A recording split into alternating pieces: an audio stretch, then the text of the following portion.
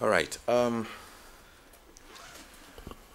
UN Habitat Safer Cities program was established in 1996 at the request of African mayors.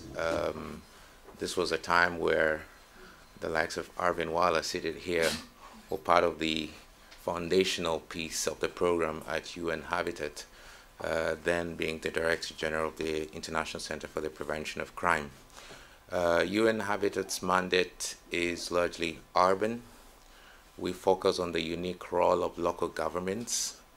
We develop normative and operational work.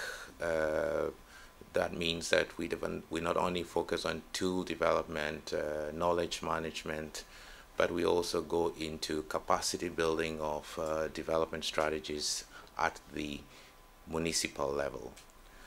UN Habitat has also been defined as the partnership agency. In 1996 in Istanbul, Turkey, member states came together to define a global plan of action that was known as the Habitat Agenda. A very broad agenda that looked not only at the safety of cities, the inclusiveness, the cleanliness, the equity of cities, and began to move the concepts of local government to local governance. It meant for the first time local governments were being elevated to a level equal to national governments. It also placed the local government agenda beyond the brick and mortar of what cities are, but to begin to look at the living environment, meaning the social, economic context of cities. So the Safer Cities program has largely been considered as the social dimension of the urban development work at UN Habitat. And it principally builds on the rationale that the urban is assuming an increasingly significant prominence in the global realm. For the first time in 2007, the world population reached the tipping point where those living in urban areas were more than those living in rural areas. And that, of course, dictates a shift in the way we see issues, in the way we discuss issues, and the way we then project our discourse, including in the prevention arena. The focus, as we saw yesterday, relating to the city structures, I think it was Arvin's presentation, that showed the relationship that in most cities where you find high crime realities, you find that in the socially disadvantaged neighborhoods. So for UN Habitat, we look at the linkage of prevention of crime to other wider issues such as tenure security, which talks to those areas of a city that are considered informal, be they the favelas, the barrios, slums, townships, whatever you define them. But we also look at, in that context, the way the social institutions are being reshaped by the meaning of neighborhood. The way the urbanization process is impacting on the social units of the family, the school, and community. We are also clear from our the diagnosis we have conducted this far in 53 cities in 24 countries that crime impacts most on the urban poor, a notion that goes against many stereotyped thoughts that it is the poor who need to be addressed when we're talking about the reduction of crime. We need to zone out the urban poor from the life of the city. But we see this crime and violence more not as a poverty issue, but as an issue of social exclusion.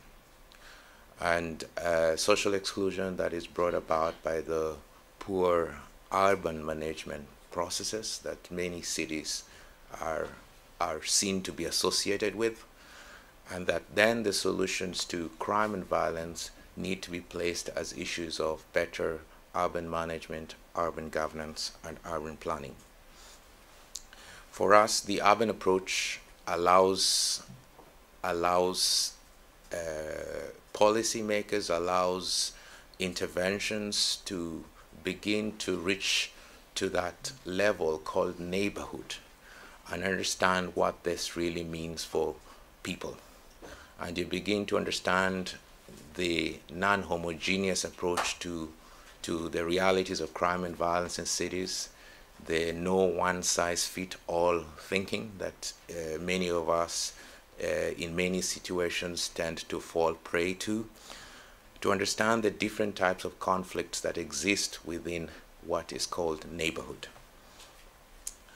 Now, for UN Habitat, with this type of understanding, we then set to develop tools, approaches that enable the municipalities not to add another responsibility beyond what policing has, but to articulate its core mandate in a different way, in a more multi-sectoral thinking, a more interdepartmental thinking that focuses also not just on safety itself, but also on the feelings of safety.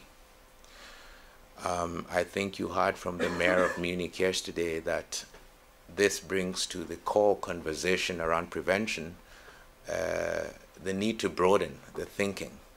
And I think that is a debate that is still not very much accepted. And to some extent, we in the urban arena are accused of making prevention very elastic. To call it many other things, that's not about prevention. But we are now advancing based on the evidence we have with the different pilot projects we've had at local government on the need to develop a set of proxy indicators that allow us to begin to assist municipal authorities to better articulate the prevention approach at the local level. Now, the preventions approach for us has, to a large extent, been founded on what you already know: the institutional prevention, the social prevention, and the situational prevention, with the various measures that are articulated there.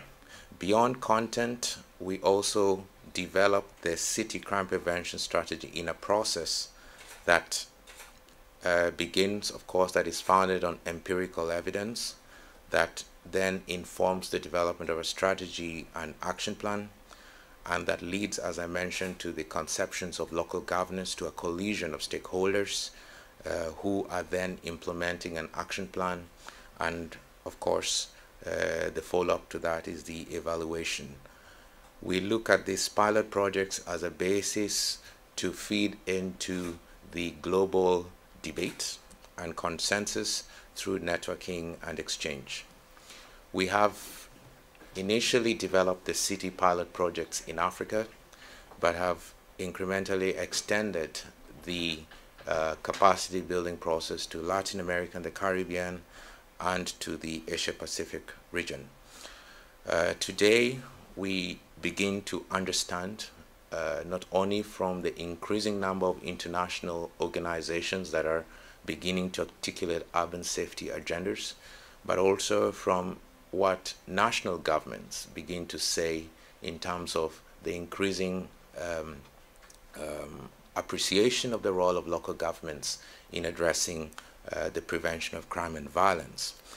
We also begin to see a growing understanding within the United Nations on the local articulation of prevention of violence and crime, to such an extent that the last governing council session of member states of accredited to the United Nations Human Settlements Program, UN Habitat, agreed on developing a set of UN guidelines on safer cities to protect the integrity of the safer cities approach. So today, going forward, we are, as UN Habitat, keen at looking at how the safer cities know-how and experience can be made more accessible to the international community. As we talk about standards, we are also aware from the different implementation of city prevention strategies across the world that there is a serious challenge in terms of also how we within the international development community are articulating the prevention policy at the local level. To some, it is seen as just accepted, the crime prevention through environment design approach. To others, it is purely a social development intervention. But for us, or for some others, it is simply a community policing intervention.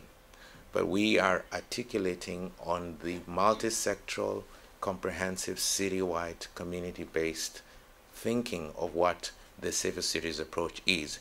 And we hope in the coming years to work with many of you towards the development of this UN guidelines, but also the certification of the safer cities approach, to begin to think about the development of this urban safety index. A couple of the municipalities have already requested for this in the broadest sense, as I mentioned, linking not only the prevention of crime and violence in the way it is articulated here, but also connecting that to issues such as tenure security and to natural disasters. In this sense, we are now beginning to think about the need to develop a multi-dimensional assessment tool on urban vulnerability reduction to crime and violence. We are also consolidating together a toolbox. We know there are various toolboxes that we have around the world, but as I mentioned, we are looking at the broadest possibility of articulating urban safety. And we also are working with a couple of universities to begin to think about how the science begins to become part of their master's programming. I know IHS in Netherlands already are articulating a master's program in urban safety, and we know that many more are keen and interested to begin to build this multi-sectoral thinking into the arena of the academia. Again, the new vision of our executive director, who is Dr. Joan Clos, the former mayor of Barcelona, is one where we begin to look at cities not as problems, but we look at it as opportunities. We look at the optimistic side of cities, the urban advantage of living in cities. And in this, the core emphasis is how we begin to articulate urban safety, not only from the perspective of the reduction of urban vulnerabilities, but also as an issue of planning for safety, as an issue of governance for safety. We are also more and more articulating the idea of social cohesion and beginning to look at ways of building on protective factors, looking at, for example, youth not as problems but as resources, beginning to build on their creativity, their insight, beginning to embrace concepts such as the artistic medium of hip-hop as tools for the prevention of crime and violence. Also, we are beginning to think about the mismatch between national crime prevention strategies and city crime prevention strategies. As I mentioned, many of the national crime prevention strategies see the local police station as their local unit of interface, completely ignoring the municipal government frame. In countries where we have done pilots, we are now beginning to think of ways of articulating national strategies on urban safety.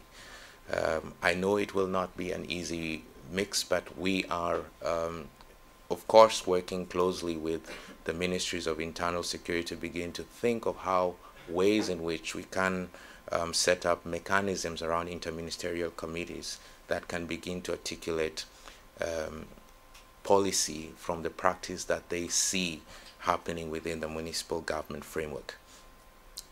Now, towards the future, UN Habitat has also, in the partnership approach, set up a World Urban Forum that takes place every 2 years. So far, since 2001, it has taken place in Nairobi, Barcelona, Vancouver, and in Nanjing, China, and last in the year 2010, it took place in Rio de Janeiro. This forum will take place again this year, in the city of Naples, Italy, from the 1st to the 7th of September. And as always, you are all invited to visit the UN Habitat website at www.unhabitat.org if you are interested to network your thinking with other actors. This is a forum that pulls about 10 to 13,000 people together from across the world to articulate the evolution of safety interventions. We are also, on the basis of the UN guidance on safe cities, thinking about how to develop a structured dialogue with partners that we have been working with in the past on the normative and operational work, and partners that are new actors that are increasingly beginning to think about getting into this arena. And the platform we're trying to launch at the World Urban Forum is the Global Network on Safer Cities, which will begin to articulate those specific collaborative mechanisms with different partners. So that is in as far as the broadest perspective of UN Habitat is concerned. I think we also then now provide the opportunities to look at various thematic processes that are evolving. One, as I mentioned, was on gender and inclusive cities, where we have signed a memorandum of understanding with UN Women and UNICEF to articulate this in 8 cities around the world. We have, of course, as a core theme within the city crime prevention strategy, measures aimed at gender violence prevention. And we have developed tools such as a safety audit tool for women that begins to build women's perception of safety in cities. This has taken place in a couple of cities, including Nairobi, Kingston, Jamaica, and New Delhi, of course. I would like to maybe welcome some of you, like Sohail Hussein, who has largely been involved with us from the very beginning to articulate some dimensions of this that has actually taken root in New Delhi. I think the previous session also went into in-depth into this kind of conversation. Am I right, Sohail? And maybe we could actually use this as the endpoint of this before we can open up to conversation. Equally, I'll welcome Michael Warren, who's a program consultant developing the strategic framework of the Safer Cities program going forward. And at the moment, the program document will embrace the different types of issues that partners feel UN Habitat Safer Cities program needs to bring to the foreground of member states in the way they articulate policy and practice going towards 2016. So, Sohail? Shall I come there?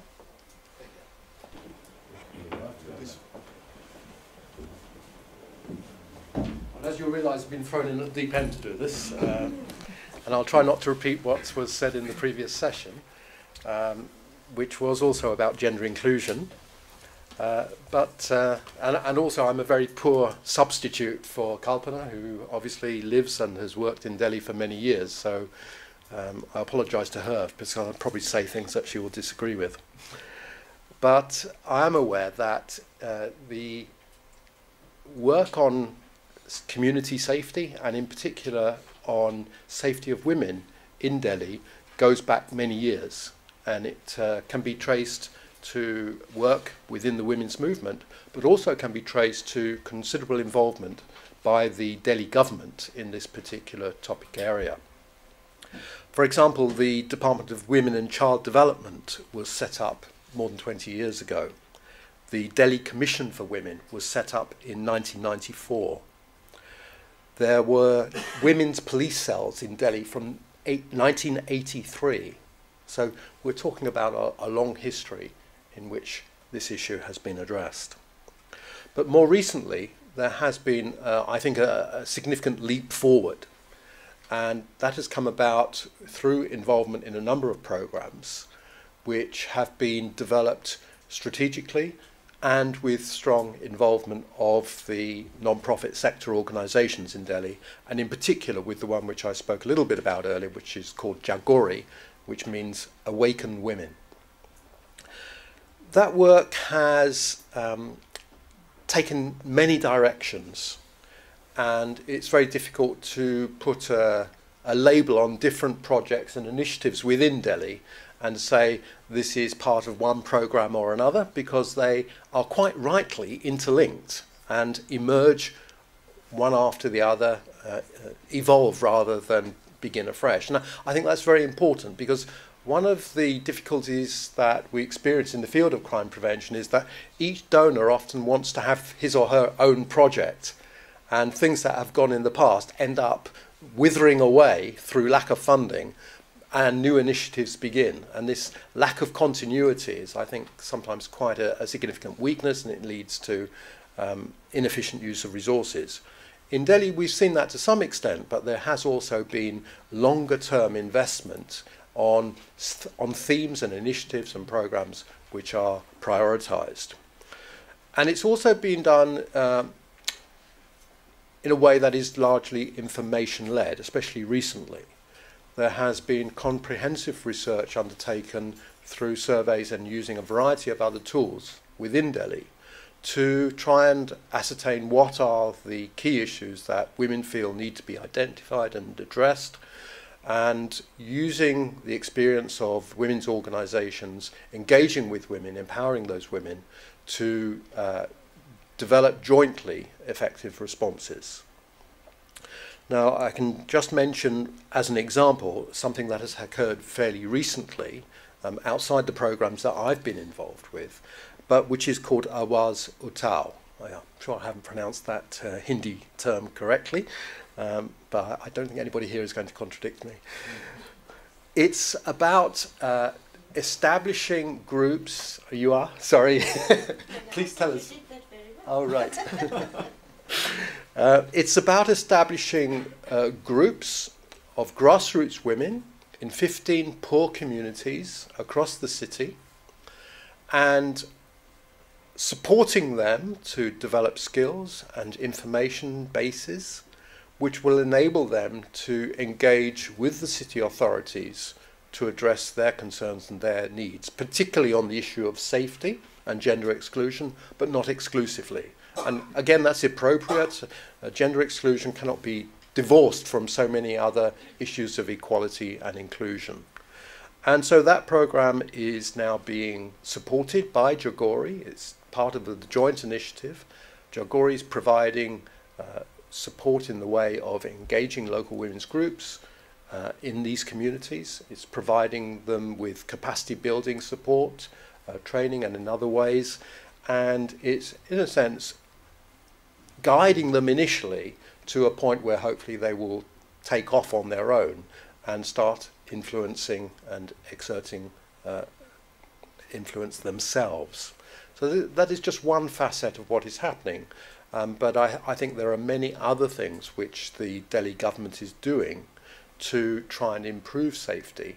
And some of those are on public transport, some of those are in the police, which I'm afraid I don't have enough information to talk about in a great deal of detail. So. Great, Sahil. Michael, do you have any further insights? Sure. Maybe just to say that, that this process of developing a vision for the future of the Safer Cities program is still very much a work in progress. I've been involved in some fairly intensive consultations in Nairobi, talking to members of the Safer Cities team, talking to other internal stakeholders at UN Habitat, involving the regional offices, Habitat program managers at field level, and a variety of other partners and stakeholders. Bearing in mind that it is a work in progress and we do not have an approved four-year program document for the period 2012-2016 yet, maybe I'll just focus on three areas that I think will distinguish this next version of the Safer Cities program from what's existed for the past 15 years. The first is that I think the Safer Cities program is looking to make a greater impact on the global policy level through a normative function. And where they see that happening primarily is through a coordinating knowledge production and partnership mechanism that they call the Global Network on Safer Cities. This global network will launch at Naples in September.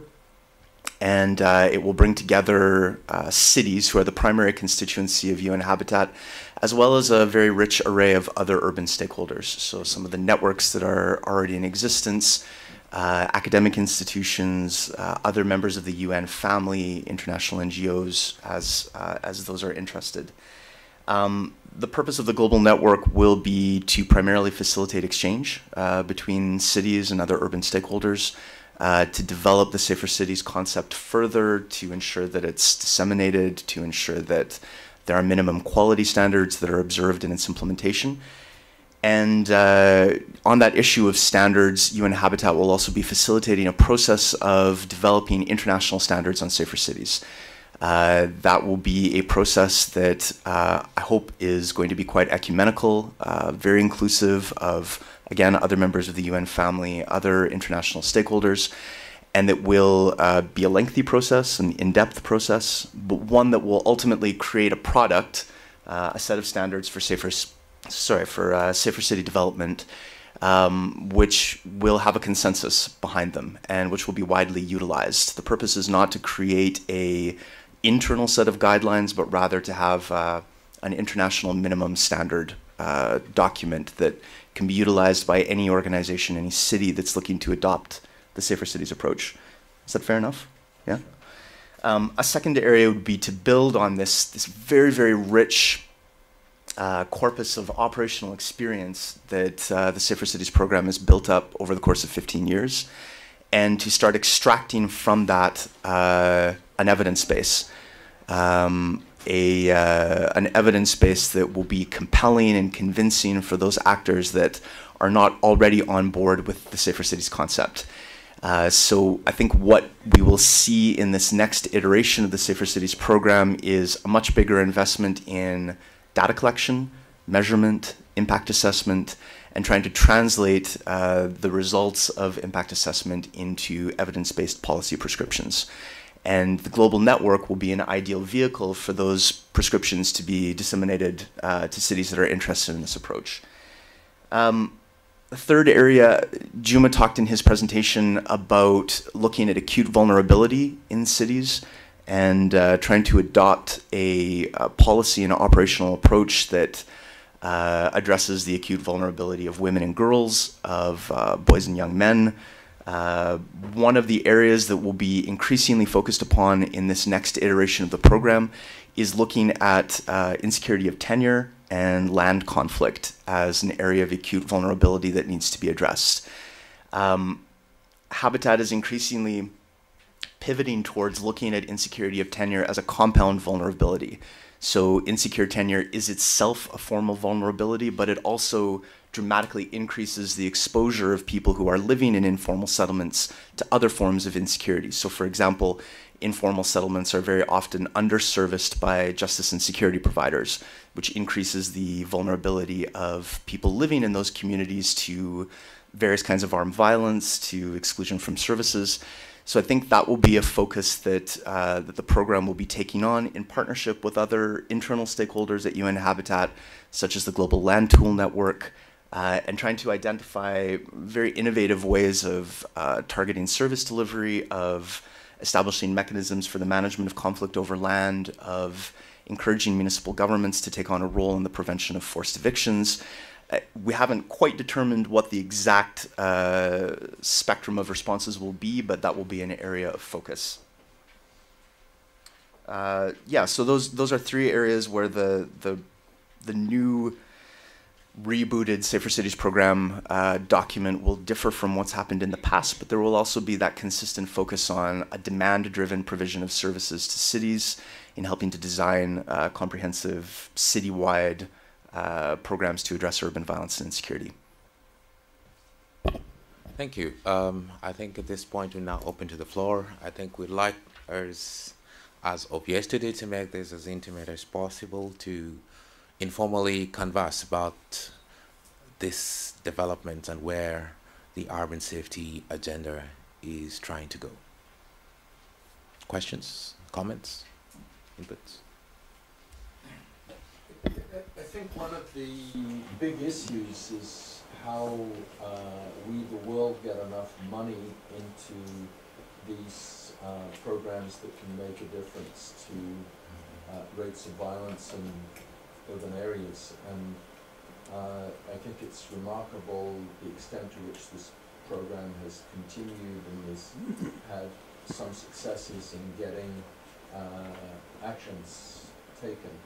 And I just, in 2011, the World Bank, who has a lot of money and a lot of interest in economic development, for the first time linked levels of interpersonal violence to success in economic development. And this strikes me as an incredible opportunity for what you were trying to do. And the World Bank is a large bureaucracy, but when its major thinking group says there's a link, it should be possible for you to persuade them that when they're negotiating with particular countries that have incredible levels of violence that do in fact receive money from the World Bank, to include a major action on urban violence. And I didn't get all the key words that Michael you used around the first one, but I think I heard something about trying to influence policy in there. I just wondered whether you've begun to think how you can do that. And of course the World Bank is not an isolated agency. There are also the regional banks, in particular in Latin America and Africa. There's also IMF. I mean, there are a number of quite scary institutions, but if we can get them to move in the right direction, this may be a major path changer. I think 2011 was a really fascinating year to see the thought leadership of the World Bank applied to some of these issues, both in the World Development Report, looking at conflict, security, and development, and also on a flagship report that the World Bank put out on violence in cities. It was very gratifying to see that in the wake of WDR 2011, the World Bank actually adopted an implementation plan to look at how some of the ideas that were generated through that report can be put into practice through its lending, through its technical cooperation assistance, and other activities. I think there's a kind of felicitous development in the fact that the World Bank chose to set up a new global hub looking at some of those issues in Nairobi, about a half-hour drive away from where UN Habitat is. So there have already been some initial discussions between Habitat and that new global hub, which is meant to be a center of expertise within the bank on some of these issues around the relationship between conflict, security, and development, and then also where those issues meet up in cities. The World Bank has also strengthened a mechanism that it's had for some time called the State Building and Peace Building Fund, which I think that there are some very unique opportunities for UN Habitat to play a role in helping the bank figure out how that fund, how its assistance can be applied at the municipal level as well as at the national level. I mean, unlike Habitat, the World Bank's clients are states, Habitat's clients are cities. But finding the space in between those orders of government where it's possible to apply assistance, I think that there's great possibility for UN Habitat to engage with the bank around that. And in addition, we have already begun conversation with the Inter-American Development Bank around exactly the same topic, linking their citizenship security programs with the whole pre-investment capacity building. So it is something that is really at the very design stage, having just the conversation going on with our executive director 2 months ago. But I think this is new ground that we also recognize. With UNODC 3 years ago, we actually signed a memorandum of understanding with the idea of getting to bridge our relationship with the banking institutions. So it is obviously a rich arena where advisories such as yours could come in very handy in shaping this global conversation. And maybe just to add to that, that to the same extent that OECD DAC, for example, through INCAF, taking a strong interest in armed violence in cities. Can you break down these acronyms? I'm so sorry. The Organization for Economic Cooperation and Development's Development Assistance Committee have published a report in 2011 on armed violence and its relationship to cities. And I think that to the same extent that the World Development Report from the World Bank creates a credibility and legitimacy for looking at this nexus of issues, anytime a major international institution publishes in this field, it helps to reinforce the argument that agencies like Habitat are making that this needs to be looked at holistically, that issues in cities need to be looked at separately from issues at a national level. I think that it basically strengthens the argument. So I think the timing of this re-envisioning of the Safer Cities program is it's a great time for it because there's a lot of interest in this set of issues. And just to mention, I think the municipality of Medellin has cognizance of this linkage right now, and Habitat, together with IDB, went into the city to systematize that intervention. So they call it more the social urbanism approach, but this is actually also infiltrating now into the municipal frames. You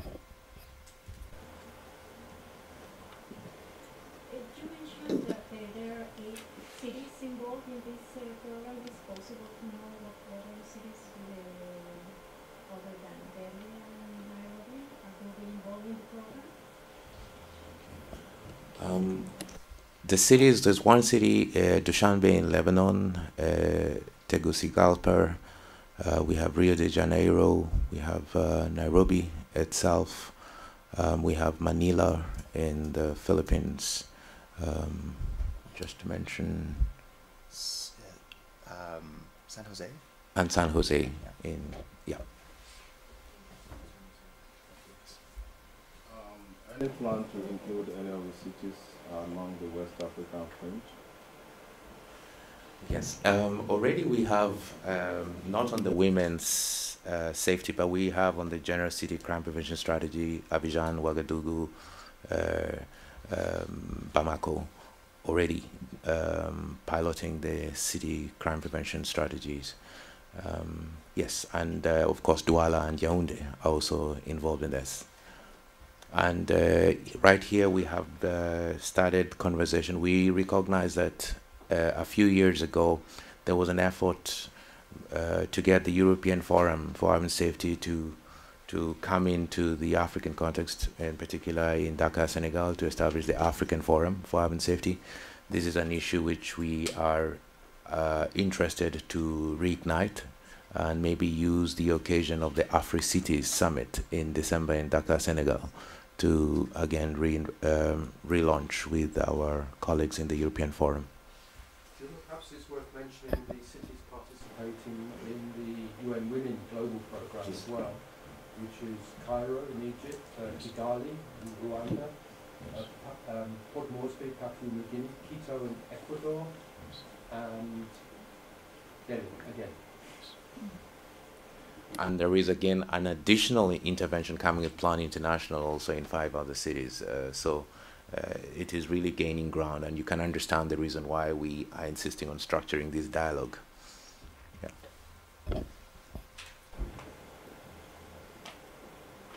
As we came in, you were talking about the intervention of UN Habitat on reduction of urban vulnerability.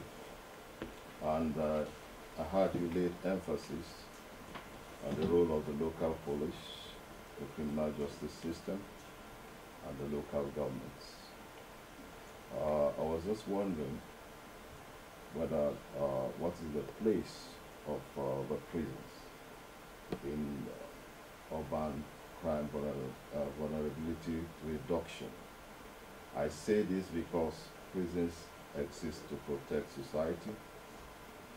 They keep in felons who rupture the peace of living environments. And within city fringes, you have blighted areas that generate most of these products that are kept in prisons. And when they serve their jail term, most systems don't really have structures in place to help these people reintegrate, back into society to live productive and well-ordered life. And mostly you find them reoffending, rupturing the same piece of society and coming back to jail. I don't know whether in the future this is not on your plan now. Yeah. With particular reference to West Africa where we come from. Okay. I know we have also colleagues from South Africa here. Key to this also, we have been talking about the restorative justice approach, which when we speak to the criminal justice system, we also include the idea of the prisons. South Africa has, at least in the African context, advanced most in terms of the application of this approach. I know Nazira and Barbara Holtman can give ideas about the way the prison systems have also been involved and how we look at the whole ex-offender reintegration into the community. Is there any input you could give from your end? I think in terms of the restorative justice approach, there's some very exciting work that's happening in South Africa at the moment. Police's Social Solutions, which is a big NGO, had a very big contract, well, in our terms, a big contract from the EU to run a restorative justice program in 8 sites in South Africa over the last 2 years. And it's really been an amazing process, and I'd be very happy to discuss with you offline as well. But I think we have a big workshop next week in Durban, bringing together criminal justice players and NGO service providers to look at what that means for restorative justice into the future. So I think that the criminal justice system is really being able to see that is a very big opportunity to reduce demand. I think correctional services itself still struggles with the issue of community corrections and of supervision of community-based interventions, because we have such a huge demand on our criminal justice system. The prison system has the capacity for 118,000. We currently have 164,000 in our prisons, and more than 360,000 people go through our prisons every year. And so I think interventions that reduce demand on the system are essential, and clearly those need to be balanced between the demand of communities for a substantive response to crime with the win-win solution that comes out of restorative justice. But we also have a big problem with vigilantism in South Africa, and so it requires a very deep education process and consultation process for people to actually come to those solutions themselves rather than have them top-down applied. But I think certainly there are huge opportunities, and I think that any local response needs to include such interventions and strategies as being very core to the way in which local capacities can also be used outside of the criminal justice system to assist with safety. It's a very appropriate way to do that. Thanks, Jim. Thank you very much. Yes, Martin. Just to add on what Barbara has just mentioned in terms of while the people out of prison trying to get them into community. From the Durban side, the city centre, we have an MOU with the correctional services in Westville, where the unskilled ones, are getting skilled. The skilled ones, are channeled towards, their skills. Like you'll find that in terms of in case of our disasters, we use, the prisoners or the prisoners in terms of rebuilding the communities. In that way, they are able to log back to the communities and reintegrated into their society once they come up. and on top of that, they are skilled, and then they can go out and look for works after the whole sentence, they serve their sentences. And of course, with our environmental, looking at environmental, cleaning our environmental, painting, and they're being skilled in that way. And it does really help, although only on a smaller scale, like Barbara was saying, there's a huge demand for that. But definitely, there are inroads that are being made in terms of addressing that issue. Thank you. Any further questions or inputs, comments? We have 5 minutes or so left.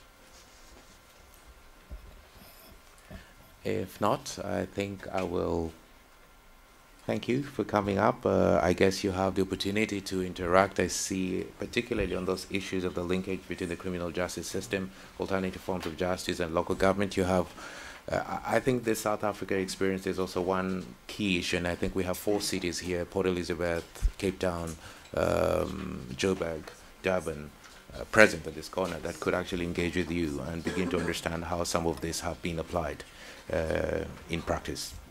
And of course, we have also the rich advisories of persons such as Arvin and Sohel, who have been involved in the conceptual realities of urban safety, safer cities since 1996.